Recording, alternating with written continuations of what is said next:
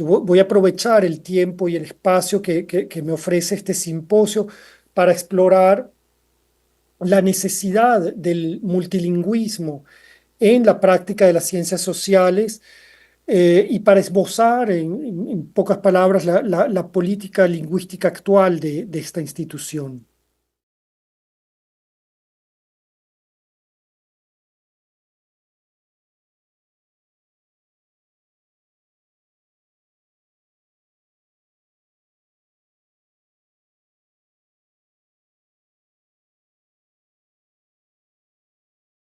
Voy a hablar un poco de la historia de mi institución y de la política lingüística que estamos llevando a cabo desde hace un par de años. Yo creo que se puede afirmar que la École des Hautes Études en Sciences Sociales es un establecimiento multilingüe desde sus orígenes, ¿ah? Para entenderlo voy a remitirme brevemente a su historia. Esta escuela fue fundada en París tras la liberación en 1947. Ese año marca el retorno a Francia de lo que se llamó l'École libre des hautes études, la Escuela Libre de Altos Estudios, que había sido fundada en el año 42 en Nueva York por Claude Lévi-Strauss y fue dirigida por el gran filósofo de la ciencia ruso Alexandre Koyré. En sus primeros años, de vuelta a París, la EHESS funcionaba como la sección parisina de la New School for Social Research de Nueva York, gracias al apoyo logístico y financiero del gobierno estadounidense y de algunas fundaciones privadas, ¿no? Su personal académico y sus estudiantes estaban formados en su mayoría por élite intelectual francesa, por intelectuales judíos, por combatientes de la resistencia y comunistas franceses que se habían exilado al otro lado del Atlántico durante la Segunda Guerra Mundial. Las lenguas habladas cotidianamente en esos primeros años de la escuela, era en los seminarios en la EHESS, eran principalmente el francés, el inglés y el alemán. Con la instalación definitiva de la escuela en París y su autonomización institucional que fue lograda por Fernand Braudel en 1975, que le confirió un estatus particular, una soberanía, cierta soberanía científica y un estatus administrativo independiente con respecto al sistema universitario francés. La escuela se convierte en una escuela exclusivamente de doctorado. Aún hoy en día no hay pregrado. Es una enseñanza estructurada en seminarios, según el modelo que promovió Humboldt para la Universidad de Berlín a finales del siglo XVIII. Es decir, no se trata de impartir cursos magistrales que busquen la transmisión de un conocimiento ya construido, ya hecho, sino más bien se trata de enseñar la investigación en proceso, ¿no? Los profesores discuten en seminario los métodos, los resultados, las hipótesis de sus investigaciones en curso. Para volver a la historia de esta institución, con la instalación definitiva, la instalación parisina definitiva de la EHESS a mediados de los años 70 del siglo pasado, aparece una marcada tendencia al monolingüismo, a pesar de que más o menos 40% del profesorado de esta escuela, es decir, que consta de 215 profesores en total, un 40% siempre ha estado históricamente constituido por colegas de lengua materna extranjera y que además la mitad de los 3.000 estudiantes que tenemos son de origen no francés, son internacionales. También cabe recordar que la práctica de lenguas extranjeras en el espacio público francés, como lo es la universidad, infringe de hecho una ley que remonta a 1539, cuando Francisco I impone el uso del francés como lengua de Estado. ¿Mm? De cierta manera, la unidad política de Francia descansa históricamente y en parte sobre su unidad lingüística. Otro aspecto, esta vez científico, que favoreció el monolingüismo francés que ha ido prevaleciendo en la escuela fue la inmensa productividad teórica y científica de la EHESS, de l'École de Hautes Études en esos años, que estaba publicada en francés y era leída aún en los años 70 en el extranjero directamente en francés. En semiología estaba Barthes, filosofía Derrida, en lingüística Ducrot, en sociología pues estaba Bourdieu, Turenne, Passeron, en historia Brodel, Chartier, Revel. En fin, en antropología, François Héritier, Lévi-Strauss eran autores leídos en esos años en el extranjero directamente en francés. Y sus discípulos formados aquí venían ya con un bagaje lingüístico considerable. Sin embargo, pienso que para una escuela interdisciplinaria en ciencias sociales, el monolingüismo supuso una pérdida, ¿no?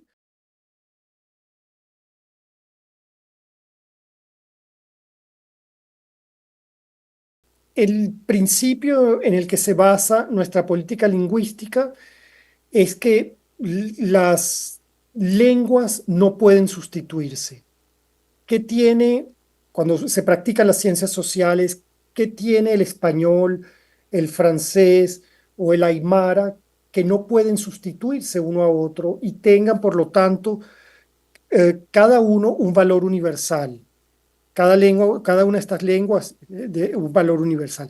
¿Qué tipo de dinámica educativa abre el multilingüismo en ciencias sociales? ¿Cómo el multilingüismo favorece y es casi la condición, en cierta manera, cuando se trabaja sobre otras áreas culturales, en qué medida el multilingüismo es la condición de posibilidad de la reflexividad propia a cada una de nuestras disciplinas, ¿no?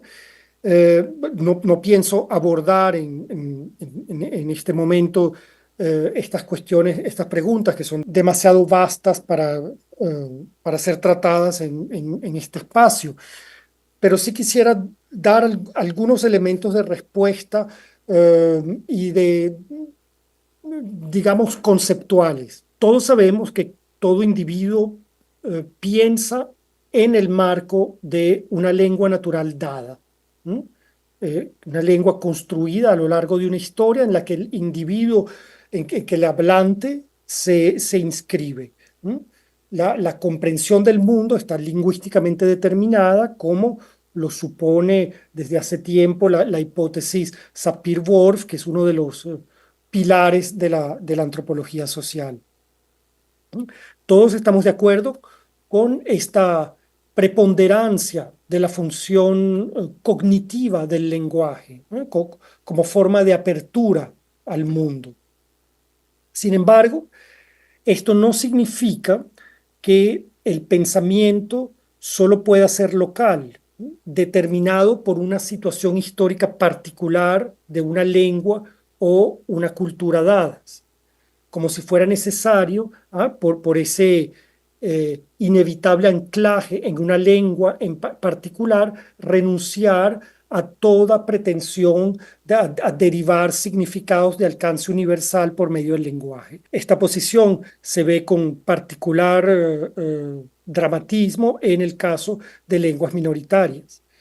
Esto no significa que estemos condenados tampoco a resignarnos a un relativismo cultural que le devuelva a cada individuo, que devuelva a cada individuo el reflejo único de su inscripción histórica.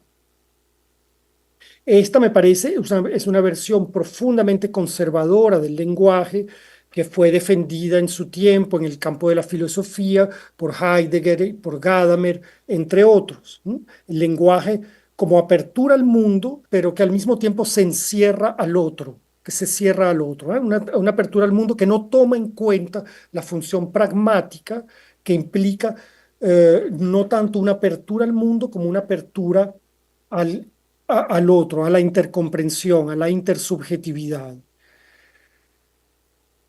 Contra esta visión de la lengua como una asignación radical a una identidad cultural, algunos han propuesto que la aspiración al universalismo depende exclusivamente del uso de una lengua franca que sea capaz de homogeneizar la comunicación con miras a la más amplia transmisión de contenidos. Esa fue la función del latín para la universidad medieval o la del inglés en nuestra época. ¿No? Esta promoción del inglés como lengua de los intercambios mundiales responde a un imperativo tecnocrático de una extensión infinita de los intercambios mediante una lengua globalizada practicada por todos. Es la lengua instrumento, como se dijo antes. Esto, desde nuestro punto de vista, se trata de una forma de universalismo abstracto, en el sentido que no tiene espesor histórico, es una lengua de servicio, una lengua desprovista de la dimensión expresiva, que es el fundamento de toda comunicación plena, ¿no? Una lengua instrumental. Eh, Ante estas dos posiciones, eh, el plurilingüismo, el multilingüismo en acto que nosotros deseamos practicar y difundir en la EHESS se presenta como la base de una universalidad que yo calificaría de concreta, ¿no? Como el umbral de una apertura a una comunicación auténtica, puesto que este universalismo se desarrolla a partir de nuestra situación lingüística y cultural real y vivida. Este modelo de universalidad concreta no separa a los individuos de su propia existencia, ¿ah? Y se opone a lo que llamé antes el universalismo abstracto de la lengua franca, ¿m? Que utiliza este inglés de servicio, una lengua homogeneizada y una lengua reducida a su pura dimensión denotativa, ¿m?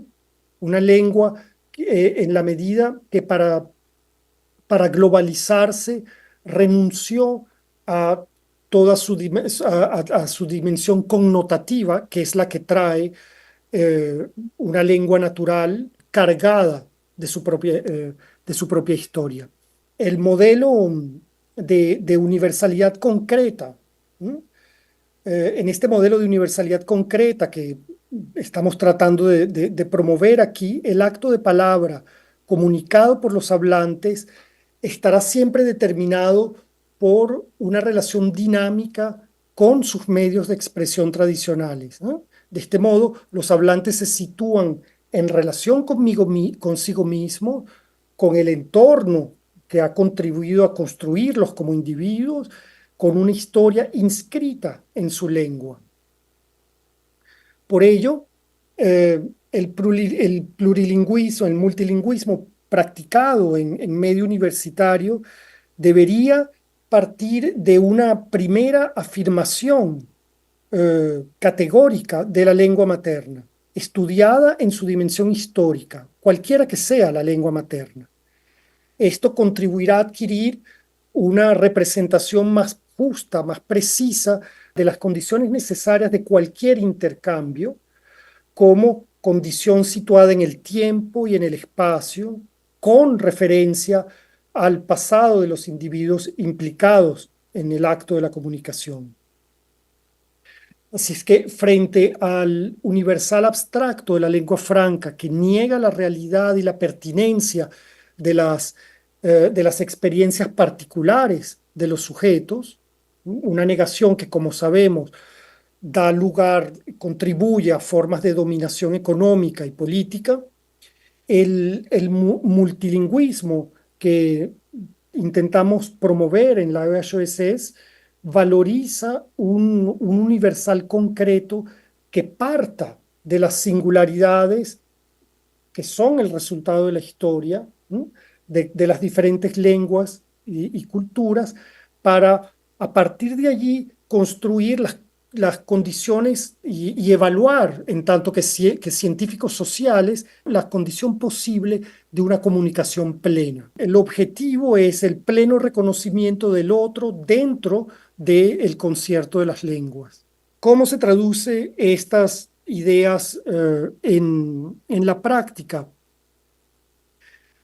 Por el momento, en el incremento del número de seminarios en lenguas de cada una de las áreas culturales estudiadas en esta escuela, principalmente el español, el alemán, el inglés, que el inglés tratado no como lengua franca o no solo tratado como lengua de comunicación global, sino como lengua de un área cultural específica.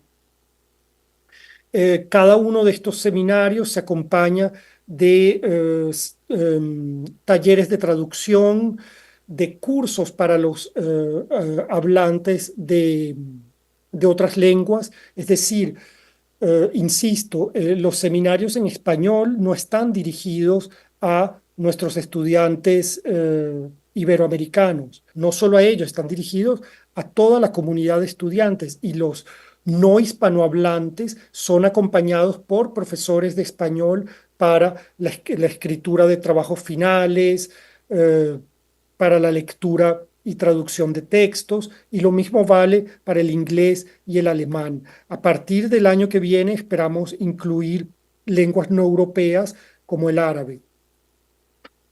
Eh, También, por supuesto, esto se acompaña de cursos de francés como lengua extranjera para los no francófonos. Pienso que el plurilingüismo, el multilingüismo, solo es concebible a partir de una lengua que pueda ser, aunque sea de manera a título de idea reguladora, una lengua común para todos. En fin, para terminar, eh, quisiéramos pensar que esta política lingüística participa en una nueva forma de humanismo que no está impulsado por contenidos y valores siempre parciales y locales, ni tampoco por contenidos globales intercambiables, sino por el acto mismo de la intercomprensión. Muchas gracias por su atención.